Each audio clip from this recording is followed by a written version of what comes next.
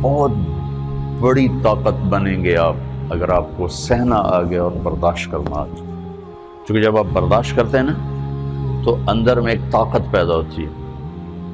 وہ طاقت آپ کی روح کو پرواز دیتی ہے اور اگلوں کے لیے تسخیر کا کام دیتی ہے.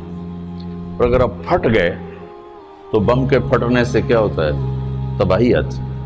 جب آپ پھٹیں گے یا میں پھٹوں گا تو معاشرے میں تباہی آ جائے گی. تو اس کے لیے آپ دو چیزوں کا اہتمام فرمائیں. ایک اپنی زبان کی حفاظت فرمائیں. آپ اس 400 کے معاشرے میں کوئی غیبت کرنے والا نہ ہو، کوئی جھوٹ بولنے والا نہ ہو، کوئی کسی کو طنز کرنے والا نہ ہو، تانا دینے والا نہ ہو.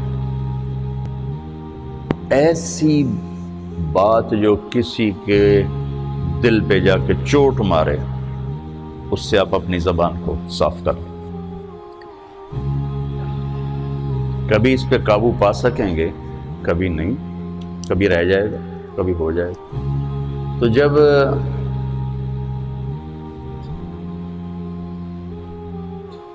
ہاتھ سے نکل جائے بات تو پھر اللہ نے ہمارے لیے توبہ کا دروازہ رکھا ہے. 2 نفل پڑھو، اللہ سے معافی مانگو، جس پر زیادتی ہو اس سے جا کے معافی مانگو. اس سے آپ کی مزاج میں ٹھہراؤ آ جائے گا. تو میں آپ سب سے یہ گزارش کرتا ہوں کہ اس معاشرے میں آپ اپنی زبان پہ قابو پانا سیکھیں. برائے میرا بہت فائدہ ہوگا. ایک زندگی گزری ہے، شام قریب ہے، تو پوری زندگی کے تجارب نچوڑ بھی اس میں شامل ہیں. اور تجارب نچوڑ کو گولی مارو اور دیوار پہ ڈال دو. میرے نبی کا فرمان اس کے لیے کافی ہے کہ آپ نے فرمایا کہ 2 چیزوں کی ضمانت دے دو، میں جنت کی ضمانت دیتا. ایک تمہارے جو 2 جبڑوں کے درمیان ہے، ایک تمہاری 2 ٹانگوں کے درمیان ہے، اسے پاک کر لو، میں جنت کا ضامن بن جاتا ہوں. اور معاذ بن جبل سے فرمایا کہ تمہیں پورے دین کا نچوڑ بتاؤں. کہ جی کیا؟ تو آپ نے اس حدیث کو میں نے پتہ نہیں ہزاروں لاکھوں دفعہ بیان کر دیا ہے اور ہر دفعہ بیان کیا ہے کہ اچھا یہ ایسے کر کے کیوں فرمایا؟ یہ پہلے کیا پھر کہا کف ھذا. اور کہا کس کو ہے؟ جن کے بارے میں آتا ہے کہ اس امت کے علماء کا جھنڈا قیامت کے دن معاذ بن جبل کے ہاتھ میں ہوگا. اتنے بڑے ہوگا. 18 ہجری میں انتقال ہوا. 1434 ہجری میں اردن گیا تو ان کی قبر سے خوشبو آ رہی تھی. 1400 سال گزر گیا، ان کی قبر سے خوشبو کا آنا بند نہیں ہوا. اتنے بڑے آدمی کو کیسے سمجھایا؟ بچے کی طرح. معاذ اس زبان پہ قابو.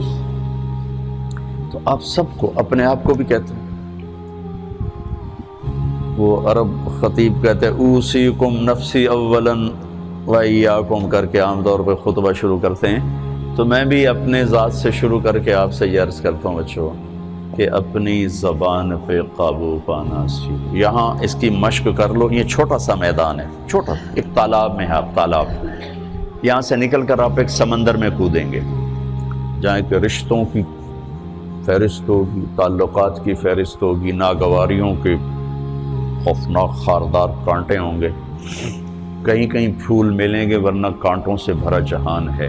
اگر آپ نے یہاں پریکٹس کر لی تو پھر آپ اس میدان میں جا کر انتہائی خوبصورت معاشرے کا فرد بن جائیں.